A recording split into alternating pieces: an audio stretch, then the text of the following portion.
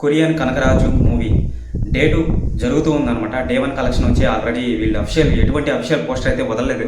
So USA dollars ప్రకారంగా చూసుకున్నట్లయితే ఈ యొక్క కొరియన్ కనకరాజు తీసిన మూవీ టీం ఏదైతే ఉందో అది అఫిషియల్ పోస్టర్ అయితే వదిలేరనమాట.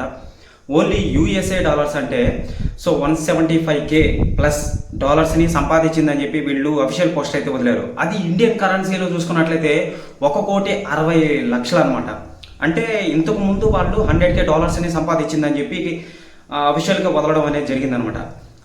ఎవరు మిస్ చేయొద్దండి, నేను కలెక్షన్ నీట్గా చెప్తాను అనమాట. ఎవరైనా సరే ఛానల్కి కొత్తగా వచ్చినట్లయితే ఛానల్ని సబ్స్క్రైబ్ చేసి బెల్ ఐకాన్ని ఆన్లో పెట్టుకోండి. చూసుకున్నట్లయితే వీళ్ళు ఇటీవల ఒక అఫిషియల్ పోస్ట్ అయితే వదిలేరు 100K డాలర్స్ని సంపాదించిందని. ఓకేనా. సో ఇప్పుడు చూసుకున్నట్లయితే 175K డాలర్స్ యూఎస్ఏ డాలర్స్ని సంపాదించిందని చెప్పి ఒక పోస్ట్ అయితే వదిలేరనమాట. అది ఇండియన్ కరెన్సీలో చూసుకున్నట్లయితే 1,60,00,000 అనమాట.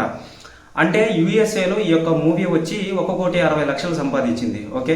సో మన డే 1 డే 2 చూసుకున్నట్లయితే ఇండియాలో నెట్ కలెక్షన్లో చూసుకున్నట్లయితే 3.95K అంతేనండి. సో 3,95,00,000 అయితే సంపాదించింది ఈ యొక్క మూవీ కొరియన్ కనకరాజు మూవీ. సో డే 2 జరుగుతుంది కాబట్టి ఇది ఒక లైవ్ డేటా. ఈ వీడియో అప్లోడ్ చేయగానే మారిపోయే అవకాశం ఉంది కంపల్సరీ, ఖచ్చితంగా 20 లక్షల వరకు అంటే 20 lakhs వరకే సంపాదించింది అన్నమాట. ఇప్పుడు ప్రస్తుతానికి ఈ సంఖ్య పెరిగే అవకాశం ఉంది. సో దీనికి బడ్జెట్ వచ్చి 38 కోట్లు అని చెప్పి చెప్తున్నారు అనమాట. దీని satellite rights, audio rights, OTT rights మొత్తం కలిపి అంటే దేంట్లో స్ట్రీమింగ్ చేస్తారని చెప్పి క్లారిటీగా చెప్పలేదు. కానీ మొత్తంగా ఇవన్నీ చూసుకున్నట్లయితే 26 కోట్లకి అమ్ముడుపోయిందని చెప్పి చెప్తున్నారు. 26 కోట్లకి. ఓకేనా. సో మూవీ బడ్జెట్ వచ్చి 38 కోట్లు అనమాట. ఇది లాభాల్లోకి వచ్చే అవకాశం ఉంది ఫ్యూచర్లో మ్యాక్సిమం. ఓకే. సో అదనమాట.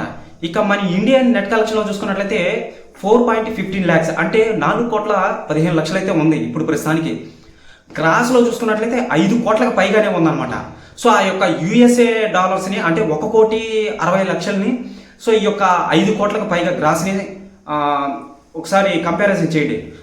ఎగ్జాక్ట్గా ఒక 7 కోట్లు అయితే ఉండొచ్చు, మ్యాక్సిమం ఒక 7 కోట్లు అయితే ఉండొచ్చు. ఆ యొక్క శాటిలైట్ రైట్స్, ఆడియో రైట్స్, మళ్ళీ వచ్చి స్ట్రీమింగ్, ఓటీటీ రైట్స్ మొత్తం కలిపి ఒక 26 కోట్లు అయితే ఉండొచ్చు మ్యాక్సిమం. ఓకేనా. సో 26 కోట్లేనండి, 26 కోట్లే, అంతకు మించి ఎక్కువ లేదు తక్కువ లేదు అనమాట. సో అది ఇక చూసుకున్నట్లయితే మన వరుణ్ తేజ్ గారి యాక్టింగ్ అనేది, పర్ఫార్మెన్స్ అనేది చాలా బాగా నచ్చింది అందరికీ. నేను ఆల్రెడీ సోషల్ మీడియాలో చెక్ చేస్తున్నాను అనమాట. అందరికీ నచ్చింది, కొంతమందికి నచ్చింది, కొంతమంది యావరేజ్, బిలో యావరేజ్ అని చెప్పి చెప్తున్నారు అనమాట. సో అదొక మైనస్ పాయింట్ అయితే ఉంది. సో ఫ్యూచర్లో ఇది ఎక్కువ కలెక్షన్ అనేది రాబడుతుంది కంపల్సరీ, ఖచ్చితంగా. ఆల్రెడీ మూవీ ఫ్లాట్ ఏంటో మీకు తెలిసిందే కదా. కొరియన్ నుంచి ఒక దెయ్యం వస్తుంది.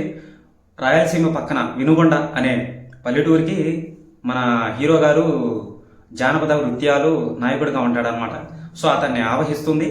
అసలు ఆ ఆత్మకి ఏం కావాలి ఏంటి అని చెప్పి కొరియాకి వెళ్తారనమాట. సత్య మళ్ళీ వచ్చి మన వరుణ్ తేజ్ గారు, కొరియన్ కనకరాజు గారు వెళ్తారనమాట. తెలుసుకొని అవన్నీ చూస్తారనమాట. నాకు నచ్చని పాయింట్ ఏంటంటే లాస్ట్లో నాకు ఆ యొక్క ఫ్యాంటసీ ఎలిమెంట్ ఏదైతే ఉందో అది నచ్చలేదు, ఫస్ట్ పాయింట్. సో అదనమాట.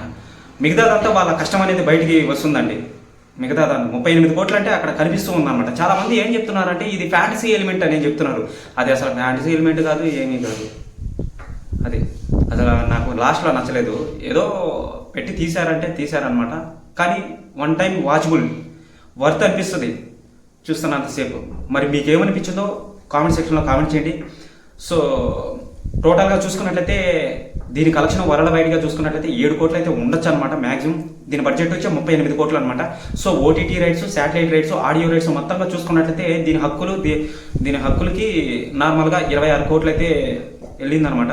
సో థియేట్రికల్ రైట్స్ వచ్చే చాలా తక్కువ మోతాదులో జరిగిందని చెప్పి క్లారిటీగా తెలుసుకోవచ్చు. ఇదండి కలెక్షన్ల పరంగా మొత్తంగా చూసుకున్నట్లయితే. ప్రతి అప్డేట్ని మీకు వీడియో పరంగా అందిస్తాను. ఛానల్ని సబ్స్క్రైబ్ చేసి బెల్ ఐకాన్ని ఆన్లో పెట్టుకుని. Okay, bye.